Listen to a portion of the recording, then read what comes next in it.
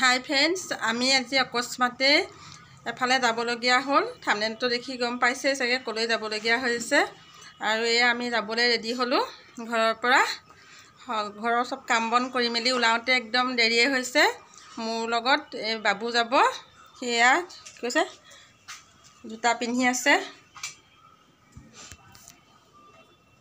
দেখিছেনে? সেয়া এই জোতা পিন্ধি আছে। আহা সোনকাল কৰা। ওলাইছোঁ আৰু 11টাই বাজিলে, দেৰি হৈ গ'ল। ভাত পানী বনাই থৈ আহিবলগীয়া হৈছে সেইকাৰণে। আৰু ক'লৈ গৈছোঁ আপোনালোকক গৈ পাই পেলাই দেখুৱাম। এতিয়া আমি এয়া মামাহঁতৰ ঘৰ আহি পাই যামহি। এতিয়া এনেকৈ অলপ সোমাই আহিব লাগে আৰু অলপ দূৰ এয়া গৈ আছোঁ, পামহি আৰু এতিয়া।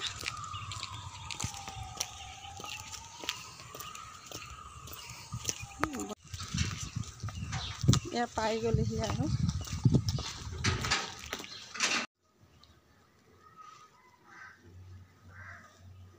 ফটো উঠাই দিছোঁ।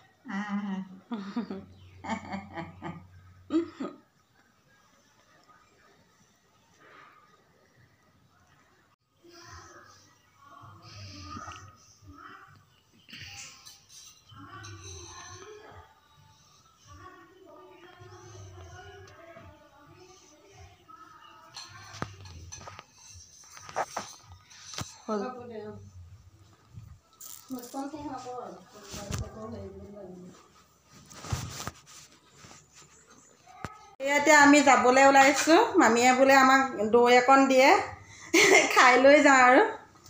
এয়া মামী চাই দিয়া সেইপিনে। এয়া দৈ আমাৰ কাৰণে যাবৰ সময়ত এয়া দৈ হেৰি কৰিছে। মামাহঁতৰ গৰু গাখীৰ আছে পূৰা। আৰু এইটো পাকঘৰ হয় বাৰু, পাকঘৰলৈকে আমি আহি গৈছোঁ। এয়া আমাৰ ডেকা ল'ৰা। অকণমান দিয়ক চেনি অকণ।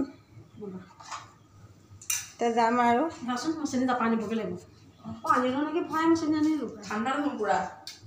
ফ্ৰিজত আছে।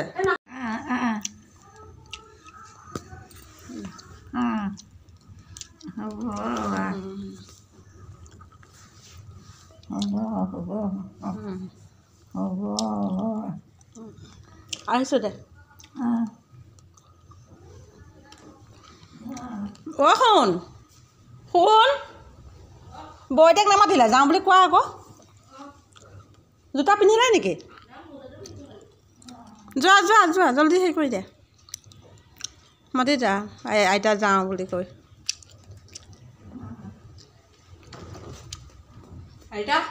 ওচৰলৈ গৈ পেলাই যাওঁ দেই। আকৌ আগৰ নিচিনাকৈ ভাল হৈ যাবা আকৌ।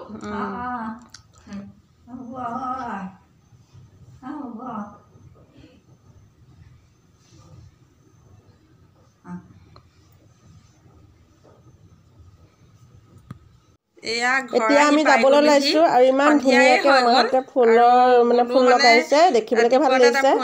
এতিয়া এইকেইদিন মানে যত্ন ল'বলৈ সময় কম হোৱাৰ কাৰণে অলপ বেয়া হৈ গৈছে। হ'লেও বহুত ধৰণৰ ফুল লগাইছে। আৰু এয়া নয়নতৰাও আছে। আপোনালোকে সকলোৱে জানে যে চুগাৰ হ'লে নয়নতৰা ফুল বা পাত খালে বহুত উপকাৰী হয়।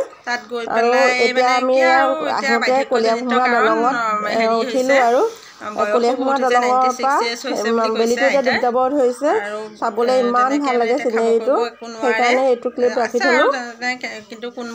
মোৰ এই দলংখন পাৰ হওঁতে সঁচাকৈ বিৰাট ভাল লাগে।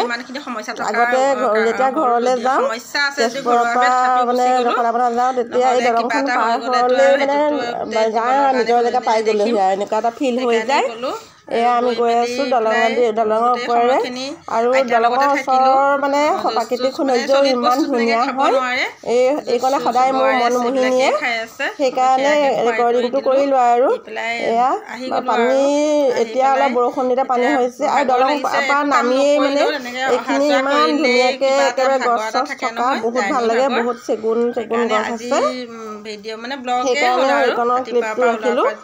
আৰু আমাৰ তেজপুৰৰ এনেও গছ গছনি আছে বাৰু।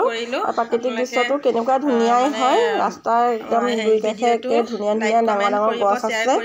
আৰু এইখিনি চালে যেন একে ফৰেনৰ চিনেৰী নিচিনা লাগে, হয়নে? মাজে মাজে গছৰ মাজে মাজে ঘৰ আৰু এইপিনে ৰাস্তা। এয়া